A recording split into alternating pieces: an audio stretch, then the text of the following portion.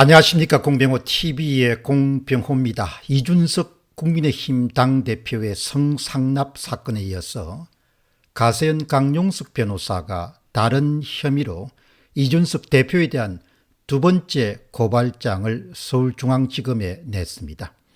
그리고 구체적인 혐의를 고발장에 낱낱이 기록했습니다. 또한 대전지방검찰청에 수사 기록도 첨부했습니다. 이 정도면 상당히 구체적이고 생생합니다.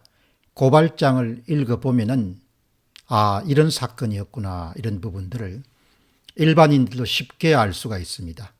12월 30일 날 오전 1시 무렵에 강용석 변호사가 이런 것을 자신의 SNS에서 올렸습니다. 가로세로 연구소는 12월 30일 6시 이준석을 특가법 위반 혐의, 특히 이 가운데서도 알선 수재죄입니다. 서울중앙지검에 고발했습니다. 아울러서 위에 고발장과 관련한 증거일체를 국민의힘 윤리위원회에도 제출했습니다. 이준석은 2013년부터 2016년까지 아이카이스트의 김성진으로부터 총 1,380만 원 상당의 금품과 2회에 걸친 성상납을 받았습니다. 참고로 더하면은 이때 이준석의 나이는 28세 정도입니다.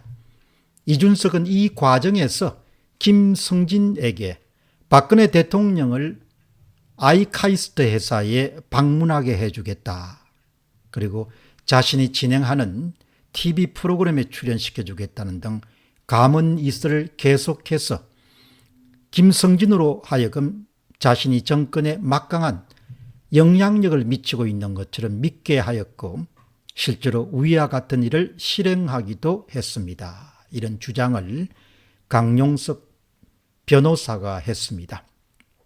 물론 이 같은 주장은 사실 여부는 또 다른 그런 수사를 통해서 밝혀져야 될 것입니다. 그리고 또 12월 31일 날 오전 1시 무렵에는 또 이런 주장을 펼쳤습니다. 강용석 변호사의 주장입니다. 이준석은 김성진으로부터 2013년 7월 8월 두 해에 걸쳐서 성상납을 받은 것을 비롯해서 900만 원 상당의 건품 수수를 했습니다.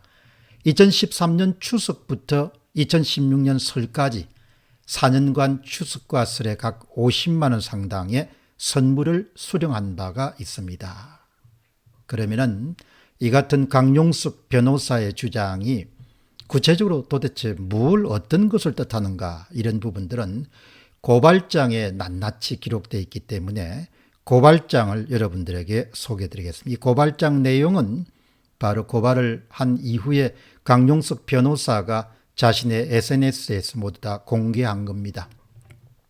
고발인 가세현의 대표이사 김세인은 피고발인 이준석을 특정범죄 가중처벌 등에 관한 법률 제3조 알선 수재죄로 처벌 구하오니 은벌하여 주시기 바랍니다. 여기서 이제 알선 수재죄라는 것은 금품을 받고 다른 사람의 직무에 관해서 잘 처리해 주도록 그렇게 알선한 죄가 바로 알선 수재죄입니다.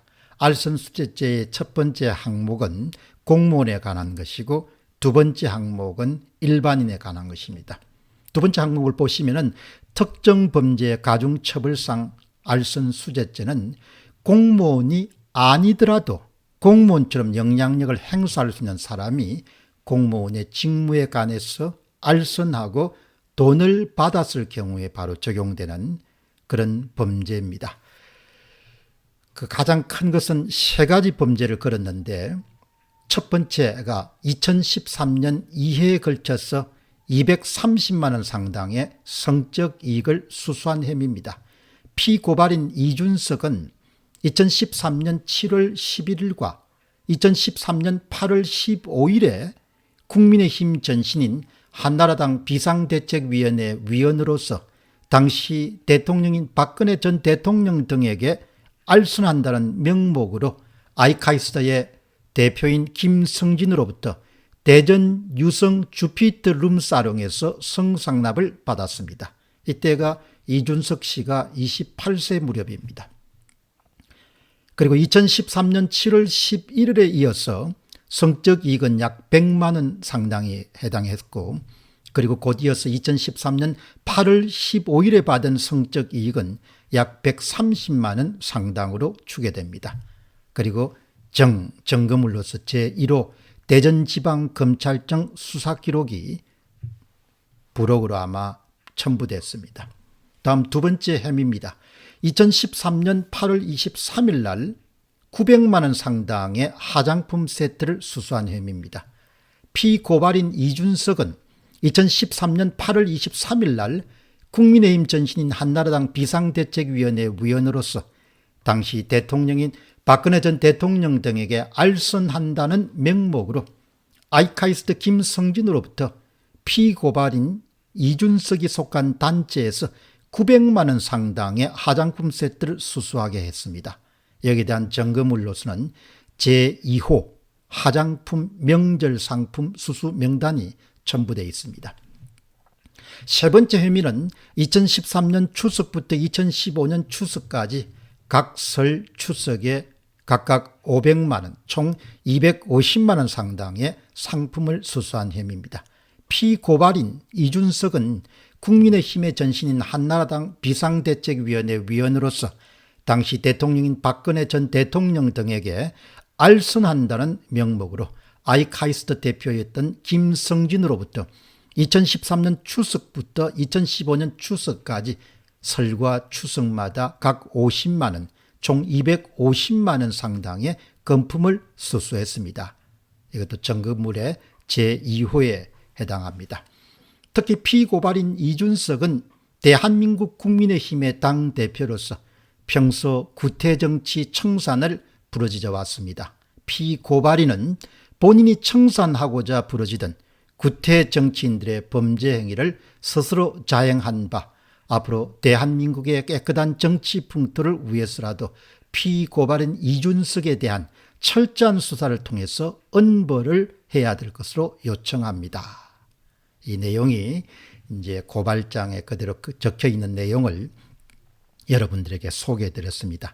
그리고 입증 방법은 첫째, 정 제1호 대전지방검찰청 수사기록, 그 다음에 두 번째는 정 제2호 화장품 명절 상품 수수 명단, 그리고 세 번째는 정 제3호 이준석의 파워 인터뷰 캡처 화면 등입니다.